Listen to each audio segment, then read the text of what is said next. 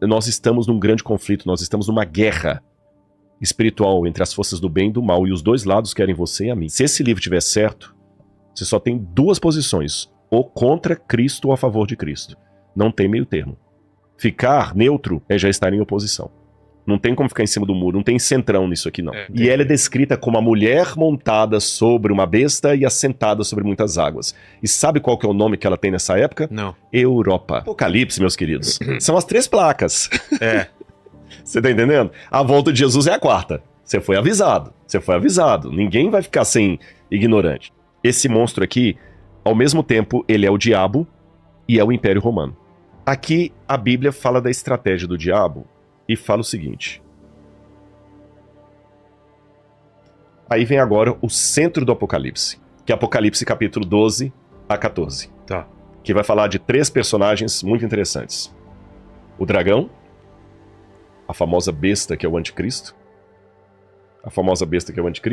e os 3 anjos que voam no céu. Dá muito questionamento isso aqui. Então vamos lá.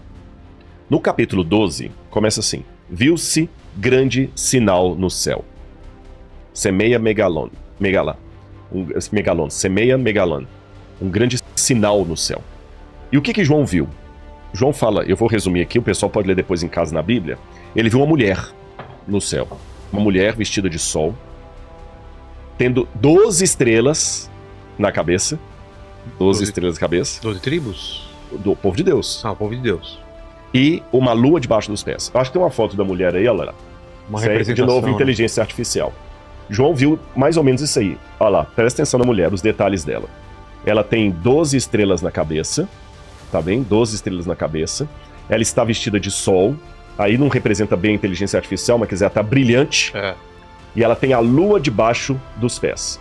E olha que ela tá com um barrigão ali, olha. Grávida. Que ela tá grávida. E a Bíblia fala que ela gritava com fortes dores porque ela ia dar à luz.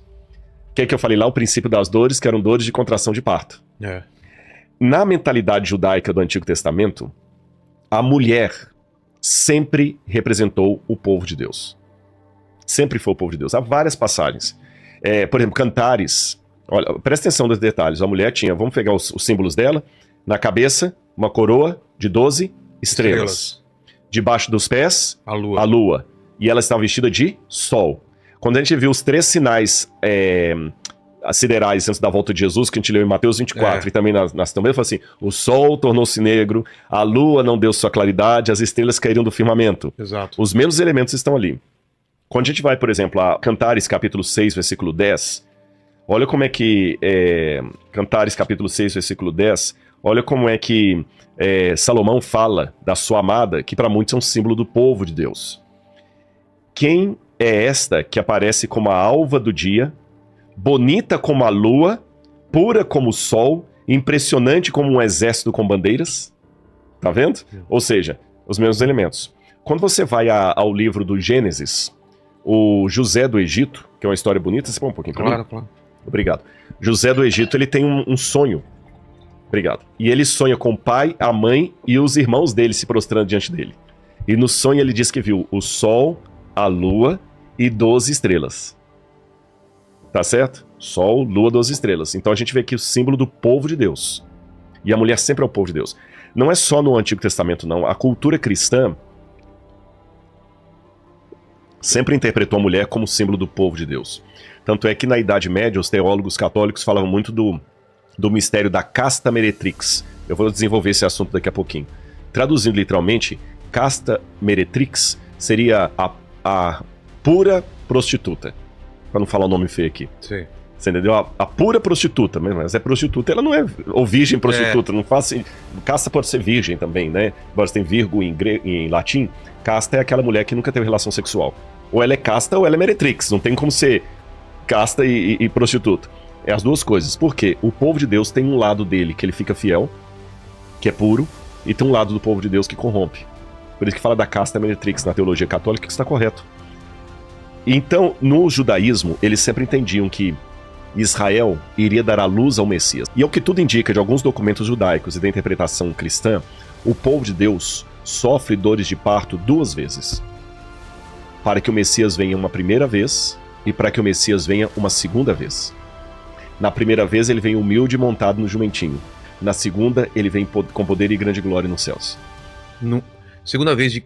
A segunda volta de Cristo não vai ser do outra face, ele vai vir brabão. Brabão. Vai vir pra lutar. Tá sendo brabão, né? É, brabão. Pra derrotar os exércitos. Tudo, exatamente. Você tá entendendo? É aquele negócio, a gente tem que tomar cuidado. Tinha um vendedor de livros que vendia livro de porta em porta, e um dia ele entrou numa casa e viu uma placa assim, cuidado, cachorro bravo. Eu não entendo, você não tem medo, não. Passou mais um pouquinho, outra placa. Se você vê até que volte, cachorro bravo. Ele andou um pouquinho, só tava aquela tarja, aquela cara do cachorro com... Ele passou as 3 placas. Quando ele andou um pouquinho, rapaz, veio um Doberman e um Rottweiler correndo lá, que o bicho nem tocava no chão. E atrás ainda viu um vira-latinha, daquele que tem um dentinho assim, né? Quando ele viu os 3 cachorros vindo, ele desesperado, ele correu, largou pasta para um lado, prospecto por outro, e a primeira árvore que ele tinha, ele subiu, e a árvore ainda tinha aquele espinheiro de Cristo embaixo, que ele rasgou todo, machucou todo, mas na adrenalina, todo machucado em cima da árvore. Quando ele chegou lá em cima da árvore, os cachorros latindo lá embaixo, ele encontrou uma 4ª placa que dizia: idiota, você foi avisado lá embaixo. Então, o Apocalipse, meus queridos, são as 3 placas. Você tá entendendo? A volta de Jesus é a 4ª. Você foi avisado. Ninguém vai ficar sem ignorante. Então, nesse aspecto aqui, essa mulher, ela sofre 2 vezes a dor de parto. Uma primeira, quando ela dá à luz ao Messias, que ele vem a primeira vez, e a segunda vez, quando ele volta com poder e grande glória. É por isso que Jesus, quando vai falar da volta dele, ele fala: tudo isso é o princípio das dores. Percebeu? Paulo também vai usar a mesma figura de linguagem, como uma mulher que está em trabalho de parto, etc. Agora, Israel deu à luz ao Messias? Deu, através de Jesus. E essa mulher, então, representa o povo de Deus do Antigo Testamento. Ou melhor, deixa eu corrigir minha frase. Essa mulher representa o povo de Deus num primeiro momento do Antigo Testamento, dando à luz ao Messias. É por isso que, sendo Maria uma mulher judia, que Maria era judia, Maria era judia, sendo Maria uma mulher judia da tribo de Judá, que dá à luz a Jesus, e ela é perseguida por um tirano chamado Herodes, que mata todas as criancinhas de Belém, que queria achar a criança para matar, esse quadro é revivido por João aqui. Porque João fala que vê a mulher vestida de sol, e ela está sendo perseguida por um dragão. Tem a imagem do dragão aí? Olha a imagem do dragão. Eu vou ler enquanto ele coloca a imagem assim. Viu-se também outro sinal no céu, e eis um dragão grande, vermelho, com 7 cabeças e 10 chifres, e nas cabeças 7 coroas. A sua cauda arrastou a 1/3 parte das estrelas do céu, as quais lançou para a terra.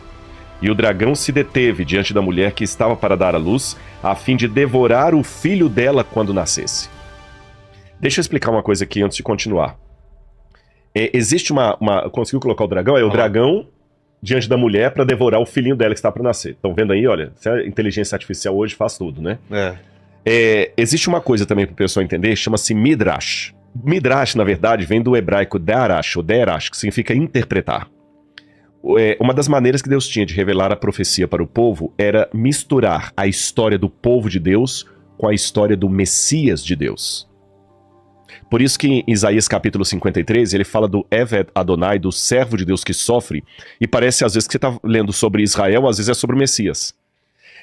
Lá no Novo Testamento, o profeta fala o seguinte: e Jesus saiu do Egito para que se cumprisse o que fora dito por intermédio do profeta: do Egito chamei meu filho. Mas ali no Antigo Testamento, o Egito chamei meu filho, eu chamei Israel do Egito. Mas aqui ele fala: e chamei o Messias do Egito. Por que isso? É porque Deus se importa tanto conosco que a nossa história também é a história dele, de dor e sofrimento. Quando, por exemplo, o apóstolo Paulo, que na época se chamava Saulo, estava perseguindo a igreja, ele viu uma luz diante dele no caminho de Damasco, e a luz falou assim: Saulo, Saulo, por que me persegues? Atos 9, verso 6. Curioso, Paulo não estava perseguindo Jesus, ele estava perseguindo a igreja. Mas ele falou: por que me persegue? Seria mais ou menos como se alguém fizesse mal pro Noah, e você vai lá tirar satisfação. O cara, não é que esse menino não. Meu amigo, mexeu com meu filho, mexeu comigo. Mexeu com meu filho, mexeu comigo. Então com Deus é a mesma coisa. A história do povo mistura com a história do Messias. Tá certo? Então João está vendo a história do povo de Deus misturada com a história do Messias. E como Maria era uma judia que deu à luz a Jesus, e ela também foi perseguida por Herodes, A Igreja Católica, então, com base nisso, tem uma imagem de Maria, que quem for católico que está assistindo vai reconhecer. Você que tem aquela imagem aí que eu pedi? Olha essa imagem, é chamada Nossa Senhora da Assunção. Ela mostra Maria, olha lá, esse é um quadro católico. Ela tem Maria pisando na lua, com a coroa de 12 estrelas na cabeça, tá bem? Só que ela já não tá mais grávida. Algumas imagens de Maria, Nossa Senhora da Assunção, ainda mostram o dragão debaixo dela. Que eu já vi em algumas igrejas católicas, tem imagem de Maria, ela assim, e debaixo dela uma serpente toda assim retorcida, porque é o dragão. O dragão e serpente é a mesma coisa aqui. Entendi. Então, recapitulando, é o povo de Deus que dá a luz ao Messias. E o dragão, quem que é? Os inimigos do povo de Deus. Outra coisa interessante, na Bíblia, eles misturam às vezes símbolos de potências com símbolos de monstros. Não é só na Bíblia, não. Se você for estudar a arqueologia da Pérsia, da Babilônia, mesmo do Egito, ou até Roma, você vê que eles simbolizavam os grandes poderes por grandes monstros. Então, se eu quero falar, por exemplo, dos Estados Unidos, eu vou falar de um monstro. Se eu quero falar da Rússia, eu vou falar de outro monstro. É a maneira simbólica de falar de um poder. Então, que monstro era esse que estava perseguindo a mulher? Esse monstro aqui, ao mesmo tempo, ele é o diabo e é o Império Romano. Porque na época de João, quem mandou João preso pela ilha de Patmos? Império Romano. Quem perseguiu a igreja? Império Romano. Nero, aqui no caso era Domiciano, era Roma. E ao mesmo tempo Roma é o diabo. Peraí, Rodrigo, agora me confundi um pouquinho. É Roma ou é o diabo? Veja bem, nós com o nosso olhar carnal, a gente só vê a pessoa agindo. Por exemplo, eu só vejo Lenin matando um monte de gente, mas o profeta vê Lenin e o diabo agindo através de Lenin. Entendi. Eu vejo apenas um grande pregador do evangelho, mas o profeta vê o pregador e o Espírito de Deus falando através daquele pregador. Quem tem a visão espiritual, lembra daquele filme, fugiu o nome agora, que era egípcio, que o pessoal puxava o portal do tempo Stargate? Assim. Stargate. Que tinha ao mesmo tempo um universo paralelo. É mais ou menos como se fosse um universo paralelo. Você entendeu? Quando você tem uma relação espiritual com Deus, você vê mais do que simplesmente coisas humanas. Entendi. Você vê o mundo espiritual por trás daquilo. Seja o mundo espiritual do bem, falei, o Espírito Santo usando um pregador para falar de Jesus para mim, seja o mundo do mal, o diabo tomando um ditador para promover uma carnificina. Entendi. Isso não retira a responsabilidade humana. Nós não somos marionetes na mão do sagrado. O pregador está sendo usado pelo Espírito Santo, mas ele tem a liberdade dele. O cara do mal, ele está sendo usado pelo mal, mas ele aceitou o mal. Ninguém é marionete. Então aqui, o dragão é ao mesmo tempo o diabo e é ao mesmo tempo Roma, que o diabo estava usando para perseguir a igreja, para perseguir a mulher, para perseguir o povo de Deus. Aí diz que quando o dragão tentou devorar a criança foi arrebatada. O Apocalipse fala que a criança foi arrebatada e foi até o trono de Deus. E quando a criança foi ao trono de Deus, o que aconteceu? Aquela mesma mulher, ela fugiu para o deserto. Então olha a cena. Aqui está a mulher, ela dá a luz ao bebê, o dragão quer devorar o bebê, não consegue porque o bebê é arrebatado para o céu. A mulher foge para o deserto e o dragão vai para o céu atrás do bebê.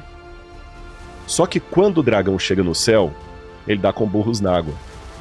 Porque ele chega no céu e não é um bebê que vem recebê-lo, é Miguel. Opa!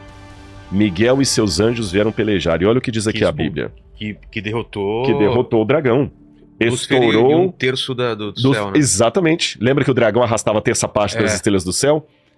Então estourou guerra no céu. Miguel e seus anjos lutaram contra o dragão. Também o dragão e seus anjos lutaram, mas não conseguiram ser vitoriosos e não havia mais lugar para eles no céu.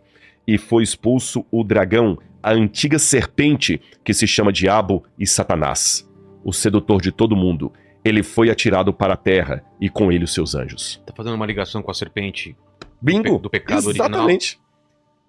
E olha que interessante, se a gente lembrar do pecado original, a gente lembra 3 coisas que estão ligadas aqui. A Bíblia, ela conversa. Essa intertextualidade, a Bíblia, os capítulos conversam.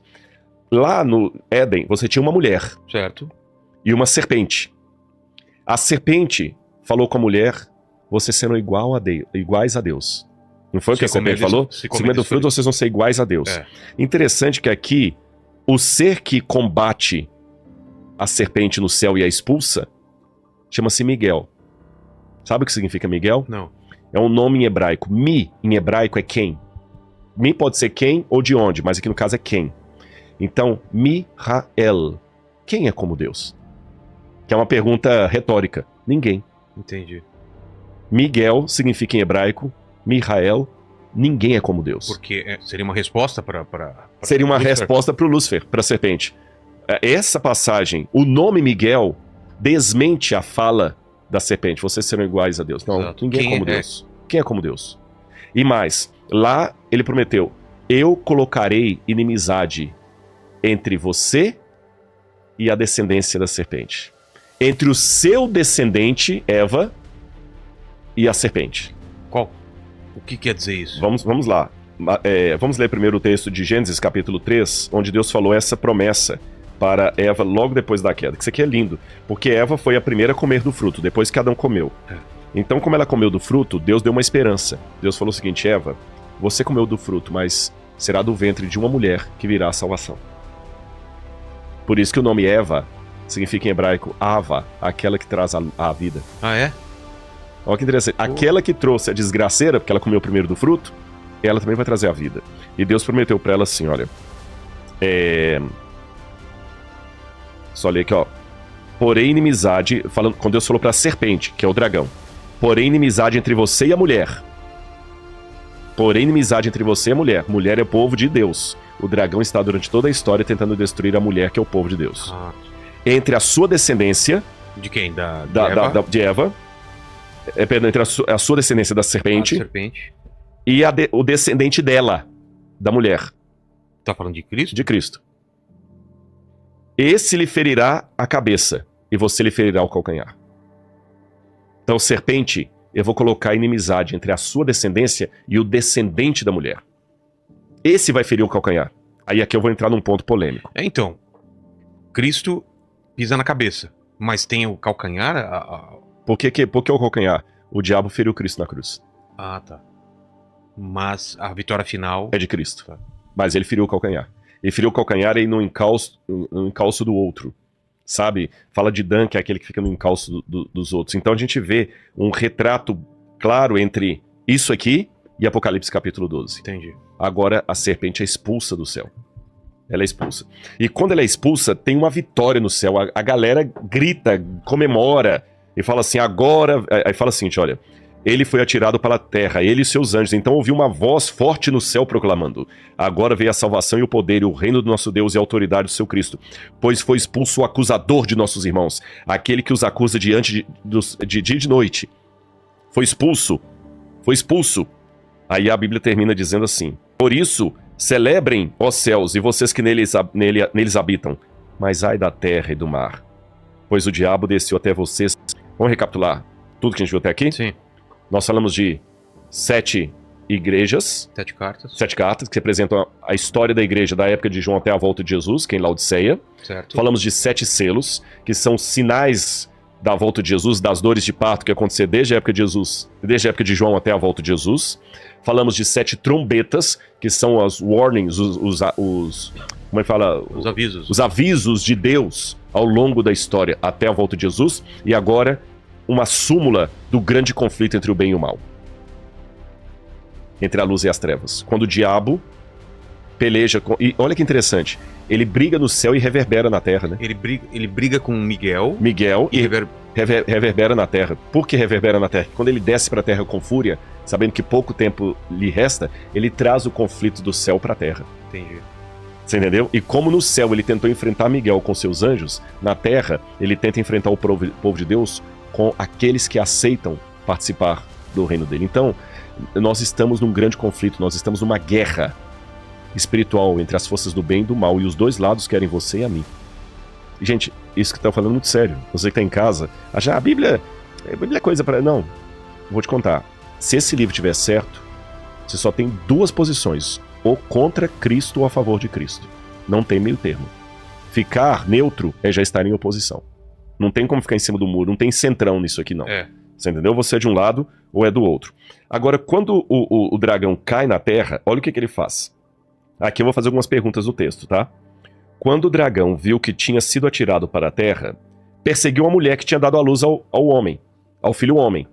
Então, vejam, vamos recapitular. A mulher estava sofrendo dores de parto, o neném nasce, o dragão tenta abocanhar a criança, não consegue. O neném é arrebatado para o céu. O dragão abandona a mulher e vai para o céu, querendo pegar a criança. Quando ele chega no céu, ao embate com Miguel e seus anjos, o dragão é expulso do céu. E nós revemos toda que Deus falou em Gênesis capítulo 3, revivido aqui. Quando o diabo cai na terra, que ele foi expulso do céu, ele volta a ira dele contra a mulher. E vai perseguir a mulher. Ok. Aí o que o dragão fez? Já que o dragão não pôde ir contra a mulher no deserto, diz o verso 17. O dragão ficou irado contra a mulher e foi travar guerra contra o restante da descendência da mulher. Quando eu falo restante, é o que sobrou. Então isso aqui é enigmático para mim. O dragão ficou irado contra a mulher e foi travar guerra contra o resto da descendência dela. A primeira pergunta que eu faço é o que aconteceu com ela? Se o diabo se ira contra o que sobrou da descendência da mulher... Já teve arrebatamento. Alguma coisa aconteceu com ela. Será que foi o arrebatamento? Eu acho que sim. Vamos ver se foi o arrebatamento? Aqui a Bíblia fala da estratégia do diabo e fala o seguinte. Quem é o restante da descendência dela?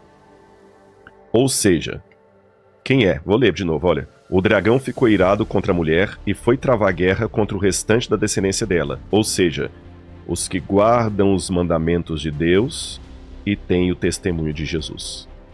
Aí eu tenho um problema com o arrebatamento. Porque o arrebatamento diz que vai ficar para trás quem não era tão fiel. E o restante da descendência da mulher são os fiéis. Então... E aí? Aí o que acontece? Essa mulher, o que aconteceu com ela? Essa é a pergunta que eu não respondi, né? O que sobrou? Quando chega no final do capítulo 12, diz assim: o dragão se pôs em pé sobre a areia do mar. Quando ele se coloca em pé sobre a areia do mar, o que surge do mar? Apocalipse capítulo 13. A famosa e famigerada besta do Apocalipse, que tanta gente fala, que já virou disco de heavy metal, a do 666. Vamos ver como é que é essa besta? Tem uma imagem dela aí. E assim que o Apocalipse está, enquanto vocês estão vendo aí a imagem, eu vou ler para vocês, olha. Vi emergir do mar uma besta que tinha 10 chifres e 7 cabeças, e sobre os chifres 10 diademas, e sobre as cabeças nomes de blasfêmia. A besta que vi era semelhante ao leopardo, estão vendo o corpo dela lá?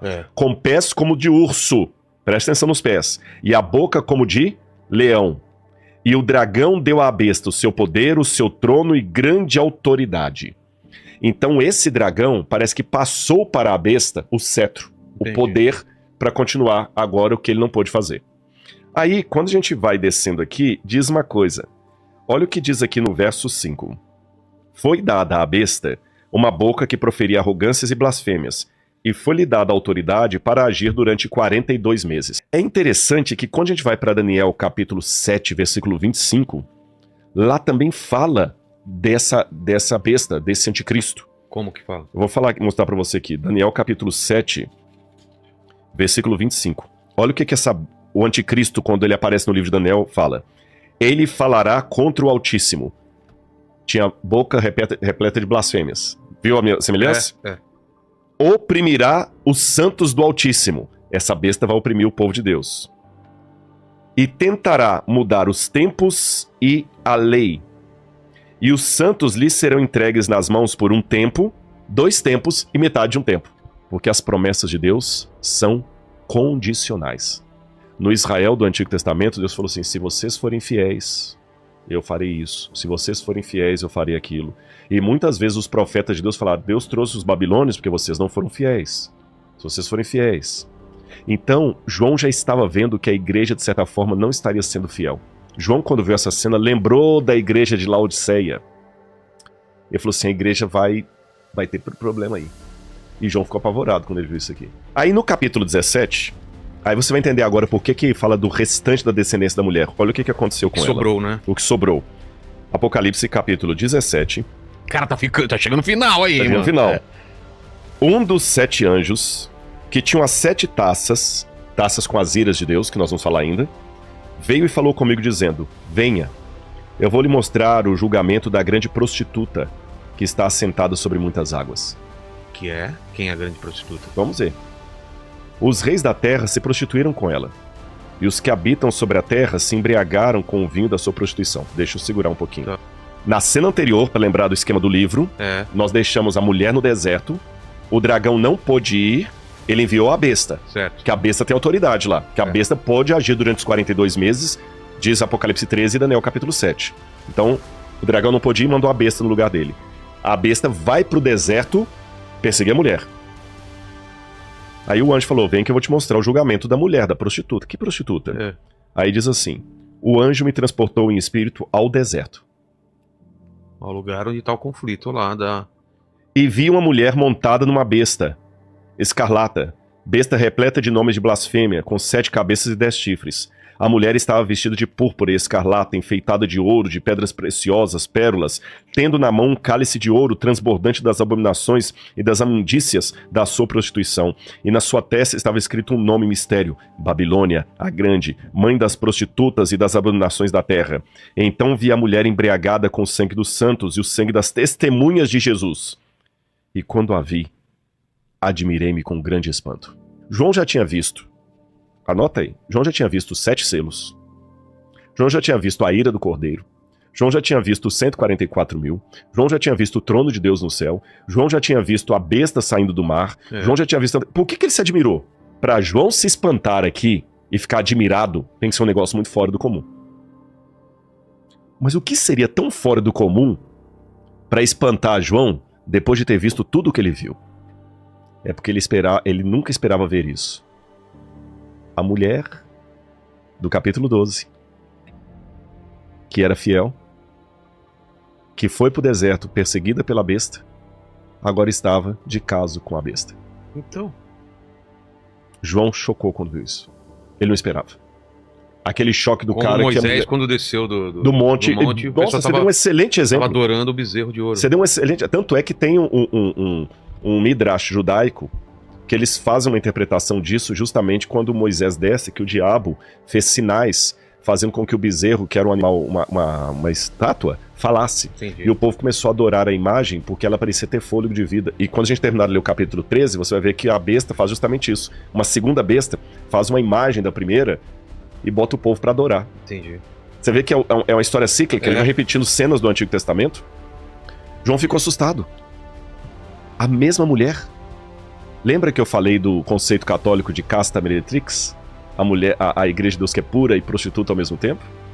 Isaías lamentou no Antigo Testamento quando o povo de Israel caía em apostasia. Como se fez prostituta a cidade fiel, falando de Jerusalém. Quando você vai... E João ficou apavorado. Peraí, a besta foi pro deserto para perseguir a mulher e agora a mulher vira amante da besta? Daqui a pouquinho eu vou retomar essa cena. Por isso que só sobraram algumas jujubas. Por isso que o dragão agora não tem mais ira contra a mulher, mas contra o que restou da descendência dela. Porque em grande parte a mulher se prostituiu. Entendi. Se vendeu. Agora eu entendo o cristianismo da carta Laodiceia. E antes que eu continue, eu tenho uma nota muito importante para dizer para você aqui, Vilela. Eu não posso narrar as coisas que eu estou percebendo pelo Apocalipse num sentido acusatório. Qual que é o sentido errado de ler tudo isso? É o sentido acusatório do CNPJ. Como eu sou adventista do 7º dia, tenho o CNPJ da minha igreja, eu começo a acusar a batista, a presbiteriana, a metodista, como só a minha fosse boa. Não! Nós somos todos cristãos.